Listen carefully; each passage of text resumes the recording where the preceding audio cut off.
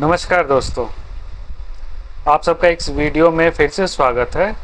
तो जैसा कि आप सबको पता है कि अभी देश में पिछले एक महीने से जो प्रोटेस्ट चल रहा था पेपर लीक को लेकर के, तो उसमें धर्मेंद्र प्रधान जी का इस्तीफा तो हो गया और एक फिलहाल एक जो नया मुद्दा है जो स्टूडेंट से रिलेटेड है, जो अभी तूल पकड़ रहा है या मीडिया उस पर ज़्यादा ध्यान नहीं दे रही है या लोग ज़्यादा बातें नहीं कर रहे हैं, लेकिन वहाँ प्रोटेस्ट हो रहे हैं। स्टूडेंट चाह रहे हैं कि उनकी बातों को ध्यान में लिया जाए, उनकी भी मांगे पूरी की जाए। तो वो है झारखंड का जेपीएससी घोटाला।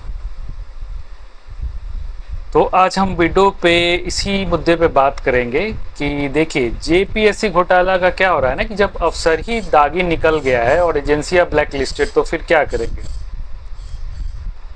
अगर आप दिन रात मेहनत करके सिविल सर्विसेज की तैयारी कर रहे हैं तो अब सावधान हो जाइए, क्योंकि झारखंड में अफसर बनने के लिए पढ़ाई से ज़्यादा अब सेटिंग की ज़रूरत पड़ रही है। हम बात कर रहे हैं 14वीं जेपीएससी झारखंड लोक सेवा आयोग संयुक्त सिविल परीक्षा की। अब देखिए जेपीएससी का इतिहास इतना शानदार रहा है कि यहाँ परीक्षाएं बाद में होती हैं, घोटाला पहले हो जाता है। सन 2000 ईस्वी में जब ये राज्य बना था, तो 2000 ईस्वी से लेकर 2000 ईस्वी के आसपास, तो 2000 ईस्वी से लेकर के अब तक 2026 तक जेपीएससी के एक भी ऐसी सिविल सेवा परीक्षा नहीं कराई है जिस पर आंदोलन की मुहर या सीबीआई की जांच न बैठी हो। यह आयोग नहीं, सपनों की बलि देने वाला सेंटर बन चुका है।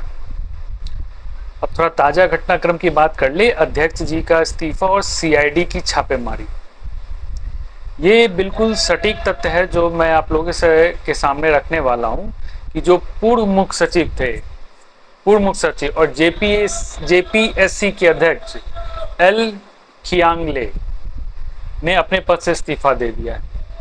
क्यों? क्योंकि सीआईडी की रेड पड़ी थी। सीआईडी की रेड या इस्तीफा उनके आवास और उनके पुराने जेपीएससी कार्यालय पर सीआईडी की ताबड़तोड़ छापेमारी के बाद आया है। एसआईटी की भी कार्रवाई जारी है। सीआईडी की एसआईटी जांच में जेपीएससी के अधिकारियों और प्राइवेट परीक्षाओं एजेंसी और कर्मचारियों को गिरफ्तार भी किया गया। और फिर राजनीतिक घमासान तो हो गई। विपक्षी दल इस मामले को सीबीआई जांच की मांग कर रहे हैं और सड़कों पर छात्रों का आंदोलन है ही, जो आप वीडियो में आप देख पा रहे हैं।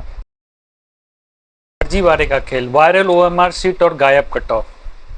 सोशल मीडिया पर वायरल ओएमआर सीट के मुताबिक दूसरे राज्यों के एक अभ्यर्थी ने पेपर 1 में कुल 200 प्रश्नों में केवल 48 प्रश्नों के उत्तर दिए थे। जहां क्वालिफाई करने के लिए लगभग 144 नंबर चाहिए थे, उस छात्र को पास घोषित कर दिया गया। वाह, ये तो कमाल ही है ना। 48 सवाल बनाओ और अफसर बन जाओ। बाकी जो छात्र 150 160 सवाल सही करके आए थे, वो आयोग के बाहर लाठियां खाने के लिए छोड़ दिए गए हैं। वैकेंसी बनाम चयन, कुल 103 पदों के लिए मुख्य परीक्षा हेतु 2204 उम्मीदवारों को शॉर्टलिस्ट किया गया। गड़बड़ी एक, बिना कट ऑफ और दस्तखत के रिजल्ट। जेपीएससी ने रिजल्ट जारी तो कर दिया, लेकिन category wise cut off marks छुपा लिए। इतना ही नहीं, मेरिट लिस्ट पर आयोग के संवैधानिक सदस्यों के दस्ताक्षर तक गायब थे। विलेन और काली सूची वाली एजेंसी, मास्टरमाइंड एजेंसी, मास्टरमाइंड का डबल रोल। सीआईडी ने अभय तिवारी उर्फ मनोज कुमार तिवारी को गिरफ्तार किया है, जो गोड्डा जिले के ब्लॉक सप्लाई ऑफिसर बीएसओ था। यह सरकारी अफसर साथ ही लखनऊ की परीक्षा agency TSR data processing private limited का मार्केटिंग मैनेजर भी था। अभय तिवारी ने खुद जेपीएससी और जेएसएससी की 5-5 परीक्षाएं पास की थी और उसके परिवार के कई सदस्य, भाई भाभी भी सरकारी नौकरियां में है। अब सीआईडी इस पारिवारिक रैकेट की भी जांच कर रही है। यहाँ एक स्टूडेंट को नौकरी नहीं मिलती है और यहाँ पूरा परिवार सरकारी नौकरी कर रहा है। बहुत बढ़िया। ब्लैकलिस्ट एजेंसियों को ठेका क्यों दिया गया, ये एक सवाल है। टीडीपीएल एजेंसी को मई 2025 में जेएसएससी द्वारा ब्लैक लिस्टेड किया गया था। यह एजेंसी यूपी और अन्य राज्य में भी दागी थी। अब चौंकाने वाला खुलासा क्या है, मई 2025 में ब्लैकलिस्ट होने के ठीक एक महीने बाद जून में जेपीएससी ने इसी एजेंसी की परीक्षा कराने का ठेका सौंप दिया गया। जनवरी 2026 में कर्नाटक से एक शिकायतकर्ता ने जेपीएससी अध्यक्ष को फॉरेस्ट रेंज ऑफिसर FRO परीक्षा की 500 OMR शीट में धांधली की चिट्ठी भेजी थी, जिसमें अभय तिवारी नाम था, लेकिन अध्यक्ष जी ने कोई एक्शन नहीं लिया। अब देखिए, गहरी चिंता है, जेपीएससी का खूनी इतिहास है, चिंता का विषय। पहली और दूसरी जेपीएससी परीक्षा की धांधली की जांच आज भी सीबीआई कर रही है।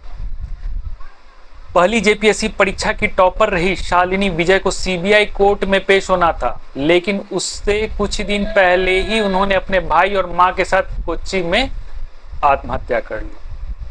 अब व्यवस्था पर सवाल। सोचिए, एक परीक्षा का घोटाला कितनी जिंदगियों को निकल जाता है।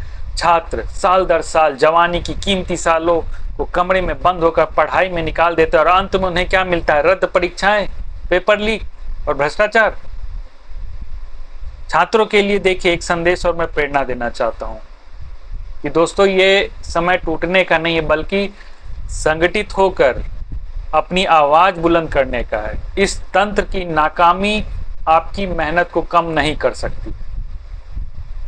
इतिहास गवाह है कि जब जब छात्रों ने एकजुट होकर लड़ाई लड़ी है, बड़े बड़े भ्रष्ट अफसरों और एजेंसियों ने घुटने टेकने पड़े हैं। अभी हाल का एग्जाम्पल देख लिए, धर्मेंद्र प्रधान का इस्तीफा, एस खियांगते का इस्तीफा और सीआईडी की गिरफ्तारियां आपकी ही आवाज का असर है। और ये आखिरी संदेश दूंगा कि अपनी पढ़ाई को रुकने मत दीजिए, लेकिन अपने हक के लिए सवाल पूछना भी मत छोड़िए। सच भले ही देर से सामने आए, लेकिन जीत हमेशा ईमानदारी और मेहनत की होगी। जय हिंद, जय भारत।